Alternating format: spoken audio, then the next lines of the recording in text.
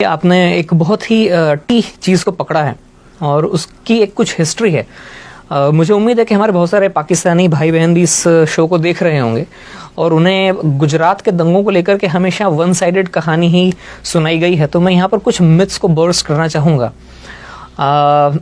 अक्सर ही बताया जाता है, पाकिस्तान के अंदर तो यही खबरें जाती हैं कि मोदी के राज में 2000 मुसलमानों को मार दिया, लेकिन एक्चुअल फिगर 2000 नहीं है। वैसे मुझे शर्म आ रही है ये नंबर्स बोलने में। ये कोई खुशी का मौका नहीं है, ये कोई खुशी की चीज़ नहीं है कि मैं ये कहूँ कि 790 मुसलमान मारे गए थे और 240 हिंदू मारे गए थे।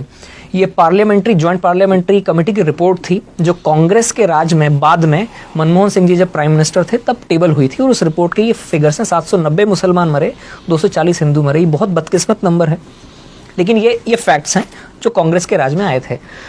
अब इमीडिएट रीजंस ये थे कि साहब एक ट्रेन थी जो अयोध्या, जो हिंदुओं का एक बड़ा, जैसे मुस्लिम भाई बहनों का जैसे मक्का या मदीना होता है, वैसे अयोध्या राम जी का जन्मस्थल माना जाता है। वहाँ से तीर्थयात्रियों की एक ट्रेन अयोध्या से लौटी थी। वो गुजरात के गोधरा स्टेशन के ऊपर थोड़ा सा आउटपोस्ट पे खड़ी हुई थी और उसमें जो यात्री थे, तीर्थयात्री थे, कुछ विश्व हिंदू परिषद के लोग थे, कुछ आरएसएस के काडर थे, जिनका अयोध्या में आना जाना लगा रहता है। अचानक, एंड आई से this with lot of डिसमे and lot of embarrassment, कि अचानक करीब 1000 मुसलमानों की भीड़ उस ट्रेन के उस डब्बे में पहुंचती है जहां पर इन लोगों के रिजर्वेशन थे। बोगी नंबर S6 और S7 इसे घेरती है।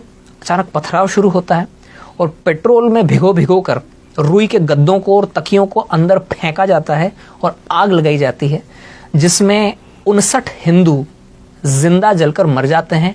28 फरवरी सन 2002 का दिन था, सुबह 9:30 बजे के आसपास का वक्त था। इसमें 59 जो हिंदू जलकर मरते हैं। जैसे कि आपको जानकारी, इंडिया में जो स्लीपर डब्बे होते हैं उनमें 72 लोगों की सीटें होती हैं, तो 72 में से 59 लोग जलकर मर गए। उनमें 40 औरतें थीं और बच्चे थे। अब इसके बाद में 3 मार्च से बदकिस्मती से इंडिया में दंगों का इतिहास बहुत पुराना है। ये कोई मोदी राज के साथ में चालू नहीं हुआ है। ये मैं कह रहा हूँ, मैं कोई मोदी भक्त नहीं हूँ, ना मैं कोई बीजेपी का मेंबर हूँ, लेकिन ये रियलिटी है कि हिंदुस्तान में हिंदू मुसलमानों का दंगों का इतिहास बहुत पुराना है। बदकिस्मती से दंगे हो जाते हैं 3 मार्च से। जब शुरुआत में इस खबर को थोड़ा दबाया गया, लेकिन जब 59 लोग जिंदा जलकर उन पापड़ जैसे बन गई वो लाशें, और उन लाशों को जब ट्रांसपोर्ट किया गया था तो वो लाशें जहाँ जहाँ से गुजरी वहाँ से ये खबर फैलती चली गई और 3 मार्च से दंगे फसाद चालू हुए, जिनमें बदकिस्मती से जो फिगर्स मैंने आपको बताई उतने लोग मारे गए थे।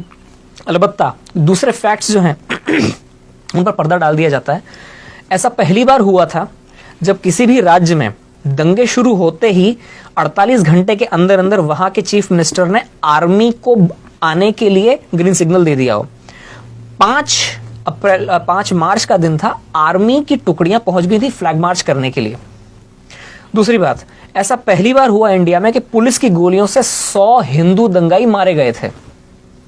ये फैक्ट्स हैं, ये डॉक्यूमेंटेड फिगर्स हैं, मैं अपने मन से नहीं बता रहा हूं।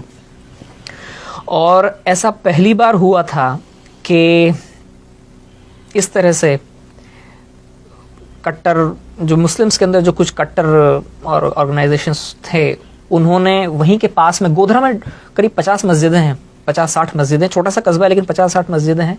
हो सकता है उनमें से कुछ मस्जिदों को सऊदी फंड्स आते हों, जहां पर वो वहाबिज्म की जो एक्सट्रीम हार्डलाइनर आइडियोलॉजी वहां से वो प्रोपोगेट करते हैं। एक मस्जिद से मोबिलाइज हुई थी वो मॉब जिसने ट्रेन को घेरा था और जिस तरह से जलाया गया, ये भी पहला मौका था इंडिया के अंदर। ये उसका इमीडिएट रीजंस थे।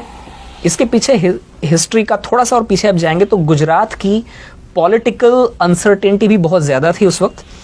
ये मार्च 2002 की बात है। उससे 2.5 महीना पहले जब दिवाली के आसपास का वक्त था, तब ही मोदी जी को पैराड्रॉप किया गया था। अटल जी और आडवाणी जी के कहने पर उनको सीधे उठाकर चीफ मिनिस्टर बनाया गया था। वे गुजरात में उसके पहले कभी असेंबली के मेंबर तो क्या, चुनाव लड़ना तो क्या, वे कभी किसी म्यूनिसिपल कॉरपोरेशन का भी चुनाव नहीं लड़े थे। वे कोई इलेक्टेड फिगर नहीं थे और उस वक्त गुजरात में कई बरसों से पॉलिटिकल अनसर्टेनिटी चली आई थी। हर 6-8वें महीने में चीफ मिनिस्टर बदलते थे, और जो वहाँ की जो लोकल बीजेपी, स्टेट बीजेपी थी, उसके अंदर बहुत सारे गुट बने हुए थे और गुट आपस में ही लड़ते रहते थे। वो हालांकि बीजेपी मेजॉरिटी में थी, लेकिन फिर भी कोई एक तगड़ा लीडर नहीं था। कांग्रेस बहुत होपलेस कंडीशन में थी, लेकिन फिर भी वो इस इनफाइटिंग को थोड़ा बढ़ाने की कोशिश करती थी। कई सालों से ही चल रहा था, तो आप ये समझ सकते हैं कि पॉलिटिकल अनसर्टेनिटी थी। जब किसी भी जगह पर पॉलिटिकल अनसर्टेनिटी होती है तो वहाँ के एडमिनिस्ट्रेशन के ऊपर उसकी मार पड़ती है। एडमिनिस्ट्रेशन ढीला हो जाता है, पुलिस ढीली हो जाती है, और पूरी सोसाइटी में भी एक एजिटेशन हो जाता है, गड़बड़ हो जाती है। तो इन सब चीज़ों की रोशनी में एक नए आदमी को आप उठाकर चीफ मिनिस्टर बनाते हैं, जिसके ज़्यादा सपोर्टर्स भी नहीं थे। और इंडिया में ऐसा होता है कि काफ़ी चीज़ें इंटरपर्सनल तरीके से होती हैं।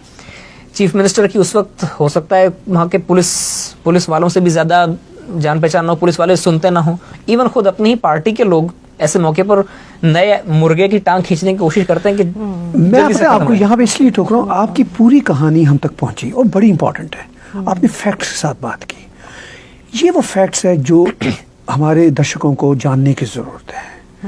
आपने एग्जैक्ट नंबर बताए कि हुआ क्या, इंसिडेंट क्या हुआ, क्या कुछ हुआ, और अनफॉर्चुनेटली ऐसा हुआ। मगर उसके बाद हम देखते हैं कि वो ना तो मोदी साहब ने किया था, मोदी साहब ने कंट्रोल किए, और उसी स्टेट में जहां ये इंसिडेंट पहले हुआ करते थे, फिर हमें आगे ये पता चलता है कि उन्होंने मैक्सिमम उसको कंट्रोल किया। मैं कनाडा में गया हूँ, जब मोदी साहब हार्पर गवर्नमेंट के ज़माने में यहाँ पर आए थे, तो सबसे बड़ा डेलीगेशन गुजराती मुसलमानों का उनके साथ मिला था, और कितने प्यार से वो मिले थे। मैं इस वक्त काश में रेडी होता तो मेरे पास वो वीडियो में दिखाता अपने दर्शकों को। ये तो वो फैक्ट है। अब देखिए, एक चीज और जोड़ना चाहूंगा इसमें कि उन दंगों के बाद मोदी जी, ये फैक्ट है जी, एक के बाद में 3 इलेक्शन जीते हैं, 5-5 साल। बिल्कुल ऐसा है। अगर उन्होंने दंगे करवाए होते जैसा कि लोग बोलते हैं, नहीं, वो तो एक सिस्टेमिक कैंपेन है ना उनके खिलाफ, डेमोनाइज करने की। तो गुजरात की जो पब्लिक है, इंडिया की सबसे ज्यादा एजुकेटेड पब्लिक में से मानी जाती है। वो इतनी बेवकूफ तो नहीं है कि किसी मास मर्डरर को एक के बाद में 3 इलेक्शन जिताएगी। और दूसरी बात यह है कि एक बार जब ये जम गए वहां पर, तो इतिहास साक्षी है, तारीख गवाह है कि उसके बाद में फिर गुजरात में कभी कोई दंगा नहीं हुआ जी। और ये बड़ी दिलचस्प बात है कि आज भी इस आदमी की तनकीद करने के लिए लोगों को कुछ और नहीं मिलता है तो 17 साल पीछे जाते हैं। राइट। मतलब 17 साल से ये आदमी लगातार या तो गुजरात का चीफ मिनिस्टर था या इंडिया का प्राइम मिनिस्टर था। इन 17 सालों के कालखंड में इस आदमी के खिलाफ बोलने के लिए किसी को कुछ नहीं मिल रहा है। मतलब तो वो ये जो 17 साल पीछे जाना पड़ता है लोगों को। अच्छा, ये बड़ी दिलचस्प बात है।